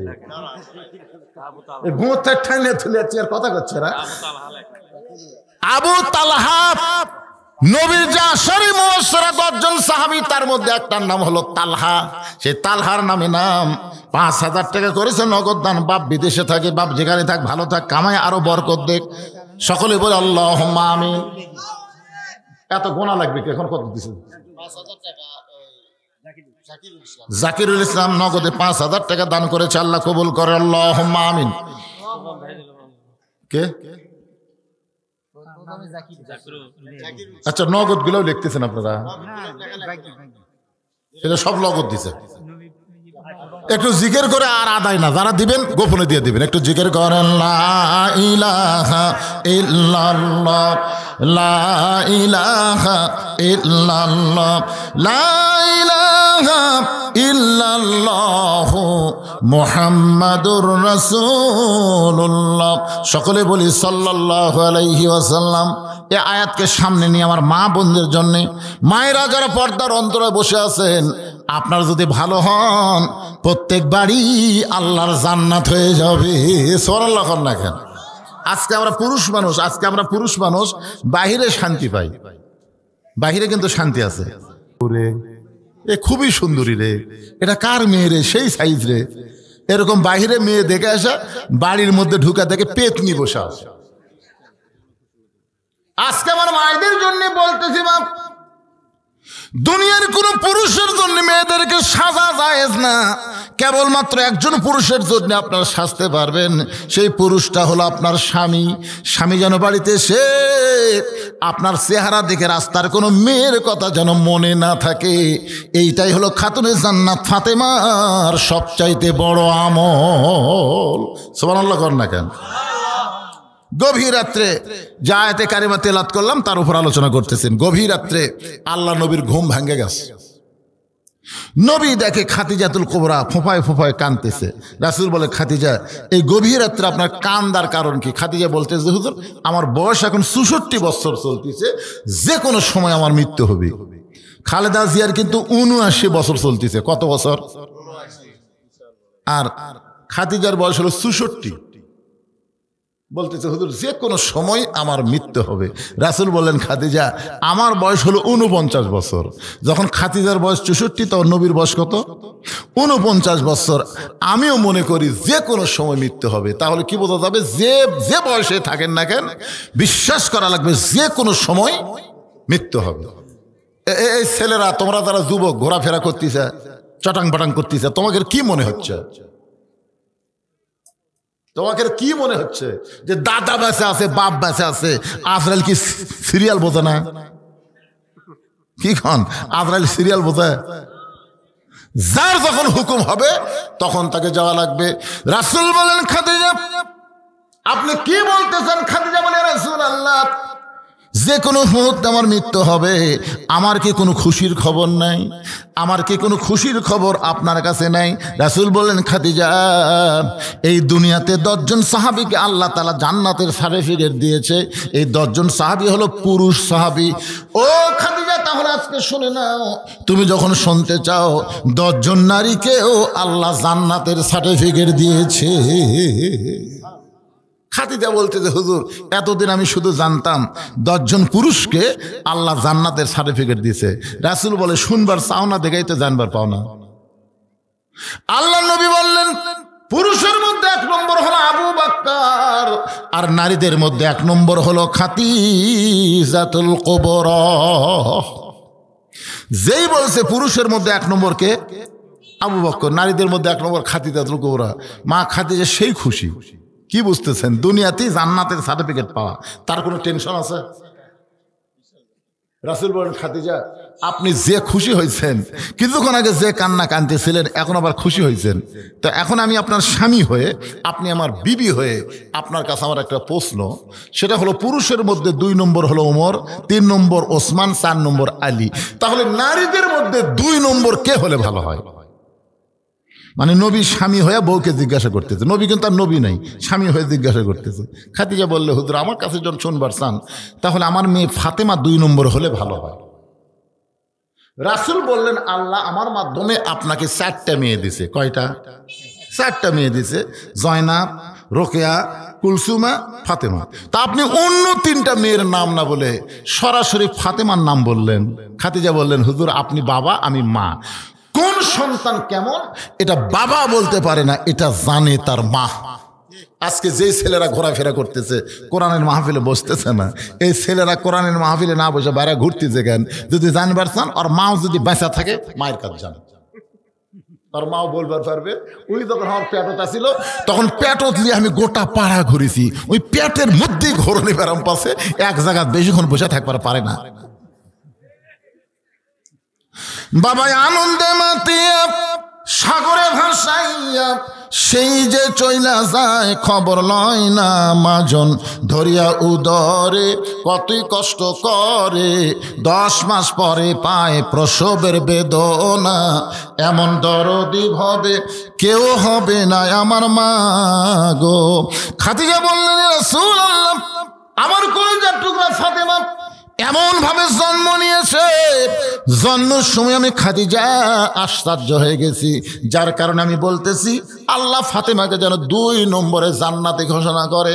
আল্লাহ রাসূল বললেন খাদিজা আপনার মেয়ে ফাতেমা তো জান্নাতি নয়, আপনার মেয়ে ফাতেমা তো জান্নাতি নয়। খাদিজা বললেন ইয়া রাসূলুল্লাহ ফাতেমা যদি জান্নাতি না হয় তাহলে ফাতেমার খবর কি? রাসূল বললেন জান্নাতি নারীদের নেত্রী। খাদিজা বলছে যে হুজুর তাহলে তো ফাতেমা আমার উপরে গেল, আমি হলাম 1 নম্বর জান্নাতি, আর ফাতেমা যদি হয় জান্নাতি নারীদের নেত্রী তাহলে আমার খবর কি? রাসূল বললেন আপনি জান্নাতি আর ফাতেমা আপনার নেত্রী। খাদিজা বলতেছে মা হবে জান্নাতি আর মেয়ে হবে নেত্রী, এটা কেমন শোনায়? আল্লাহ নবী বলেন খাদিজা আপনি কি বুঝতে পারছেন? খাদিজা বলতেছে রাসূলুল্লাহ কোন আমলের কারণে আল্লাহ খাদিজাকে বাদ দিয়া ফাতেমাকে খাতুনে জান্নাত ডিগ্রি দিল, এটা যতক্ষণ আপনি না বলবেন আমি খাদিজা আপনার হাত ছাড়ব না। খফ করে নবীর হাত ধরে বলতেছে হুজুর সর্বপ্রথম আমি আপনাকে নবী বলে স্বীকার করছি। সুবহানাল্লাহ কোন না কেন? সর্বপ্রথম আমাদের নবীকে যিনি নবী বলে স্বীকার করছেন তিনি হচ্ছেন নবীর বউ খাদিজা। আপনারা কি মনে করতেছেন যার তার পাশনে ঘুরবার চান, যার তাক নেতা বুঝবার চান, যার তাক হুজুর কোন? 42 বছর হয়ে ওয়াজ করতেছি, এখন পর্যন্ত আমার বউ আমাকে ঠিক মতো হুজুরই কয় না। জানেন আপনারা আমি 3টা কথা বহু মাহফিলে বলেছি। 1 নম্বর কথা হলো যে ডাক্তারের বইয়ের কোনোদিন সিজার লাগে না, ডাক্তার জানে সিজার করলে মায়ের ক্ষতি বাচ্চার ক্ষতি, এজন্য বড় বড় ডাক্তারের বউ কিন্তু সিজার করে না। আর 2 নম্বর হলো মৌলবীর বাড়িতে কোনোদিন মিলাদ লাগে না, মৌলানারা পরের বাড়িতে মিলাদ পড়ায় নিজের বাড়িতে পড়ে না। আর 3 নম্বর হলো পীরের বউ কোনোদিন মুরিদ হয় না, কারণ পীরের বউ জানে আমার পীর সাহেব মাঝে মধ্যেই মুরিদের বইয়ের দিকে চোখ মারে, এই লুচ্চার হাতে মুরিদ কে হবে। আর সর্বপ্রথম যিনি নবীর হাতে কলমা পড়েছে তিনি কিন্তু অন্য কেউ না, তিনি হচ্ছেন নবীর বিবি। এই জন্য আল্লাহ বলেছেন কুল হে রাসূল আপনি বলেন ইন কুনতুম তুহিব্বুনাল্লাহ ফাত্তাবিউনি ইউহিব্বুকুমুল্লাহ। জোরে বলো আল্লাহু আকবার। ও অন্ধভাবে যাকে তাকে মানা যাবে না, একজনকে মানা যাবে, তিনি হলেন আমাদের নবী। তিনি ভিতরেও যেমন বাহিরেও তেমন। জোরে কোন সুবহানাল্লাহ। খাদিজা বলতেছে, ইয়া রাসূলুল্লাহ, আমার যত সম্পদ আছে আমি সব সম্পদ আল্লাহকে দান করেছি, এরপরও আল্লাহ আমারে বাদ দিয়া আমার পেটের মেয়ে ফাতেমাকে খাতুনে জান্নাত ডিগ্রি দিল কোন আমলের কারণে? আপনি যতক্ষণ না বলবেন আপনার হাত আমি ছাড়বো না। আল্লাহ নবী বলেন, খাদিজা আমি আপনাকে দুইটা প্রশ্ন করতে চাই। এক নম্বর প্রশ্ন হলো, আপনি কত বছর বয়সে ইসলাম গ্রহণ করছেন? আপনি কত বছর বয়সে ঈমান গ্রহণ করেছেন? খাদিজা বলতেছে, ইয়া রাসূলুল্লাহ, আমার যখন 55 বছর বয়স তখন আমি ঈমান গ্রহণ করেছি। আল্লাহ নবী বললেন, খাদিজা ঈমান গ্রহণ করার আগে আপনি কি ছিলেন? খাদিজা বলতেছে, আমি কাফের ছিলাম। রাসূল বলে, খাদিজা আপনার হায়াতের জীবনের 55 বছর আপনি কুফরি হালে কাটাইছেন, কিন্তু আপনার ফাতেমা কত বছর কুফরি হালে কাটাইছে? খাদিজা বলতেছে, জান্নাতি জান্নাতি, আমার ফাতেমা জন্মসূত্রে জান্নাতি হয়ে জন্ম নিয়েছে। রাসূল বলতেছেন, খাদিজা এক নম্বরে আপনি ঠকে গেলেন। আপনি 55 বছর কুফরি হালে কাটাইছেন আর আপনার ফাতেমা জন্মসূত্রে জান্নাতি হয়ে জন্মেছে, তাহলে এক নম্বরে আপনি ঠকে গেলেন। এবার আপনাকে 2 নম্বর প্রশ্ন করি, ও খাদিজা আপনার দাঁতের সাইজ কেমন? আপনার মুখের সাইজ কেমন? আপনার গায়ের রং কেমন? আপনি কয় ফুট লম্বা? এটা কি দুনিয়ার কোনো পুরুষ মানুষ বলতে পারবে? এটা কি দুনিয়ার কোন পুরুষ বলতে পারবে? খাদিজা বলতেছে, রাসূলুল্লাহ আপনার সঙ্গে যখন আমার বিয়ে হলো তখন আমার 40 বছর বয়স। এই 40 বছরে আমি মক্কার সবচাইতে ধনবতী রমণী ছিলাম। আমার অনেকগুলো ব্যবসা ছিল। এই ব্যবসা চালাইতে গিয়া হাজার হাজার পুরুষের সঙ্গে আমার লেনদেন হয়েছে। আমি খাদিজার কপালের সাইজ কেমন, মুখের সাইজ কেমন, দাঁতের সাইজ কেমন, গায়ের রং কেমন, এটা দুনিয়ার বহু পুরুষ বলতে পারবে। আল্লাহ নবী বলেন, খাদিজা তাহলে আপনার দাঁতের সাইজ, মুখের সাইজ, গায়ের রং দুনিয়ার বহু পুরুষ বলতে পারে। এখন বলেন তো আপনার ফাতেমার মুখের সাইজ কেমন, আপনার ফাতেমার দাঁতের সাইজ কেমন, আপনার ফাতেমার গায়ের রং কেমন, এটা দুনিয়ার কোনো পুরুষকে বলতে পারবে? খাদিজা বলে, নবী গো আমার ফাতেমা জন্মসূত্রে পর্দা নিয়ে জন্মগ্রহণ করেছে। খাদিজা বলতেছে, আমার ফাতেমা যখন জন্ম নিল আমি তখন প্রসব ব্যথা বুঝতে পারি নাই। ফাতেমা দুনিয়া আসার পরে আমি লক্ষ্য করে দেখি আমার কলিজার টুকরা ফাতেমা তার 2টা হাত তার ইজ্জতের উপরে দিয়ে দুনিয়াতে ভূমিষ্ঠ হয়েছে। এমনকি আমি খাদিজাও পর্যন্ত ফাতেমার ইজ্জত দেখতে পারি নাই। রাসূল বলে, খাদিজা রে আপনি ফাতেমার জন্মের সময় পর্দার কথা বললেন, কিন্তু আমি একজন নবী হয়ে আপনাকে বলতেছি ফাতেমা শুধু জন্মগতভাবে পর্দা নিয়ে জন্মগ্রহণ করে নাই। ফাতেমা পর্দার মধ্যে বড় হবে, পর্দার মধ্যে নিজের জীবন পরিচালনা করবে, আবার দুনিয়া থেকে যখন বিদায় নিবে ফাতেমা পর্দার ভিতরে দুনিয়া থেকে বিদায় নিবে। আপনারা জানেন যারা হজ করছে তাদের জিজ্ঞাসা করবেন, জান্নাতুল বাকির মধ্যেই মা ফাতেমার কবর আছে, কিন্তু কবরটা কোন জায়গায় কিয়ামত পর্যন্ত কেউ বলতে পারবে না। কারণ হযরত আলী যখন ফাতেমাকে দাফন করলেন আল্লাহর কাছে বললেন, আল্লাহ ফাতেমা রাতের অন্ধকারে দুনিয়া থেকে বিদায় নিল, আল্লাহ ফাতেমা সারা জীবন পর্দার মধ্যে ছিল, আল্লাহ ফাতেমার পর্দাকে কবুল করো। এ দোয়া করার পরে তাকায় দেখে সামনে কয়েকটা পুরাতন কবর, এখনই কবর দিছে, সামনে কয়েকটা পুরাতন কবর। কে রে ফাতেমার নতুন কবর গেল কোন জায়গায়? গোটা জান্নাতুল বাকি হযরত আলী দৌড়ায় বলে, ফাতেমার কবর, ফাতেমার কবর। কে যেন বলতেছে, আলী রে যতই খোঁজো আর খুঁজে পাবে না, আমি আল্লাহ জহুরা ডিগ্রি দিয়া ফাতেমার কবরটাকেও কিয়ামত পর্যন্ত পর্দা করে দিয়েছি। আমার মায়েদের জন্য ওয়াজটা করলাম। হ্যাঁ, ইসলাম আপনাদের বহু অধিকার দিয়েছে। আজকে ওয়াজের শুরু থেকে পর্যন্ত পুরুষের চাইতে আমি নারীদের ওয়াজ বেশি করার কারণ হলো, মেয়েরা যদি ভালো হয় আমাদের ছেলেগুলো ভালো হতে বাধ্য হয়ে যাবে। যেরকম কথা ঠিক কিনা? আজকে মেয়েরা পর্দার মধ্যে ঢুকে যায়, দেখবেন ছেলেরা বেড়া ঘুরে ঘুরে কবি লাভ নাই, লাভ নাই, একটাও বাড়ায় না। এই যে এরা পাগলের মতন খালি উত্তর পাড়া দক্ষিণ পাড়া ঘুরতেছে, কারণ কি? উত্তর পাড়াতে একটা যে আছে ওই মাল মাঝে মধ্যে চোখ মারে, ওই এক মালের জন্য 10টা যুবক পাগলায় ঘুরতেছে। তাই আমার মাদের বলি, মা আজকের ওয়াজে আপনাদের কথা বেশি বলা হয়েছে, আপনারা পর্দার মধ্যে থাকবেন, আমাদের যুবকগুলো ভালো হবে, আমাদের কিশোরগুলো ভালো হবে। এই যে বাচ্চারা দেখেন কুয়াশার মধ্যে খালি ঘুরতেছে, আসলে আজকে কিন্তু এই বছরের মধ্যে সবচেয়ে বেশি কুয়াশা, আপনি বুঝতে পারতেছেন। আমাকে 9টার দিকে তুলে দেওয়া হয়েছে, নিয়ে তার ভাষণ দিতে 10-15 মিনিট চলে গেছে। এখন রাত বাজতেছে 11:30। দীর্ঘ সময় আমি আপনাদের সামনে ওয়াজ করলাম। ছেলে মেয়েদের পরীক্ষা আছে, তারা যেন সুন্দর পরীক্ষা দেয়। আজকের এই মাহফিলে সবার জন্য দোয়া করা হবে। সকলে ইস্তিগফার পড়ে আস্তাগফিরুল্লাহ রাব্বি মিন কুল্লি জামবি ওয়া তুবু ইলাইহি লা হাওলা ওয়ালা কুওয়াতা ইল্লা বিল্লাহিল আলিয়্যিল আযীম। মহিলাদের মধ্য থেকে মাশাআল্লাহ 4200 টাকা আমার মায়েরা দান করেছে। যারা যে নিয়তে দান করেছে, আল্লাহ মায়েদের দানকে আল্লাহ আপনি কবুল করেন। বাবা মারা গেছে আমার ভাইজান, বাবার জন্য 1000 টাকা দান করেছে। আল্লাহ বাবার কবরকে জান্নাতের টুকরা বানায় দেন, আল্লাহুম্মা আমিন। আরেকজন 500 টাকা দান করছে, আল্লাহ কবুল করেন। 40 দোয়া করে দেবো ইনশাআল্লাহ। আর এক মহিলা 500 টাকা দান করছে, আল্লাহ মহিলাদের দানকে আল্লাহ আপনি কবুল করেন। আজকের মাহফিলের সভাপতি হুজুর তো চলে গেছে। সভাপতি জি, ও সবার জন্য ইনশাল্লাহ প্রাণ খুলে দোয়া করা হবে। কে সাহেব দান করছে 500 টাকা, আল্লাহ কবুল করেন। আল্লাহুম্মা সাল্লি আলা মুহাম্মদ, সকলে পড়ে আল্লাহুম্মা সাল্লি আলা মুহাম্মদ, আল্লাহুম্মা বারিক আলা মুহাম্মদ, আল্লাহুম্মা আমিন। আয় আল্লাহ তাআলা, ওয়াদের শুরু থেকে পর্যন্ত যে হারে কুয়াশা পড়তেছে, এরপরও তোমার বান্দা বান্দিরা আরামের বাড়ি ঘুমকে বাদ দিয়া কোরআন হাদিসের মহব্বত কলিজার মধ্যে নিয়ে এই জান্নাতের বাগানে বসে বসে কোরআন হাদিস আলোচনা শোনার শেষে আমি গুনাহগারের সঙ্গে রহমতের দরজায় ফকির হয়ে দোকানা হাত তুলেছে। মেহেরবানি করে আজকের মাহফিল আমাদের সকলের হেদায়েতের জন্য, নাজাতের জন্য, জান্নাতের জন্য কবুল করো।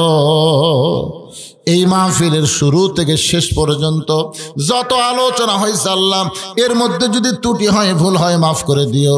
এর যা হাদিয়া মঞ্জুর করো সোনার মদিনায় নবী পাকের রওজা মোবারকে আল্লাহ কবুল করো। তামাম আম্বিয়া কেরাম, সাহাবী কেরাম, তাবিনী কেরাম, তাবিনী কেরাম, তামাম পৃথিবীর মাটির নিচে যত মুমিন মুমিনা শুয়ে আছে আল্লাহ সকলে আরওয়াহ ফরে হাদিয়া কবুল করো।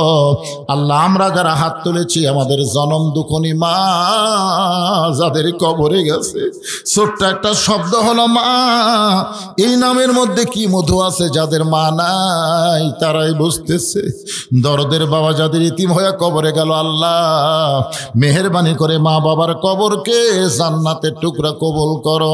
আমাদের দাদা দাদি, নানা নানা, আত্মীয় স্বজন, শ্বশুর শাশুড়ি যাদের কবরে গেছে আল্লাহ কবরবাসীকে মাফ করে দাও।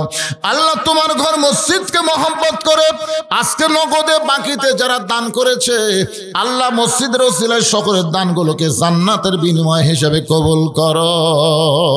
আল্লাহ অনেক অসুস্থ দোয়া চেয়েছে, আল্লাহ সুস্থতার নিয়ামত দান করে দাও। আমি নিজেও অসুস্থ, আমার মতো অসুস্থ অবস্থায় যারা হাত তুলে আমিন আমিন করে আল্লাহ সবাইকে সুস্থতার নিয়ামত দান করে দাও। বিশেষ করে দেশনেত্রী বগুড়ার পুত্রবধূ বেগম খালেদা জিয়া বড় অসুস্থ অবস্থায় আছে, আল্লাহ আমরা দোয়া করি তাকে পুরাপুরি সুস্থতা দান করে দাও। ও দরদি আল্লাহ, আজকের মাহফিলের সম্মানিত সভাপতিকে আল্লাহ তুমি কবুল করো। যারা সহসভাপতি হয়েছে আল্লাহ তাদের সকলকে তুমি কবুল করো। আজকের মাহফিলের প্রধান উপদেষ্টা আমার লালু ভাইকে আল্লাহ তুমি কবুল করো। আজকের মাহফিলের প্রধান অতিথি আল্লাহ তুমি কবুল করো। আজকের মাহফিলের প্রধান মেহমান দয়কে আল্লাহ তুমি কবুল করো। আলেম ওলামাদের কবুল করো, হাদিস সাহেবদের কবুল করো, মুরব্বীদের কবুল করো, যুবকদের কবুল করো। খাস করে যে 40 জন যুবক কষ্ট করে মেহনত করে আজকের জান্নাতের বাগান লাগাইছে, ওরা আবার 60,000 টাকা দান করেছে। তাদের মধ্যে একজন দুনিয়া ছেড়ে কবরে গেছে, আল্লাহ তার কবরকে জান্নাতের টুকরা বানাও।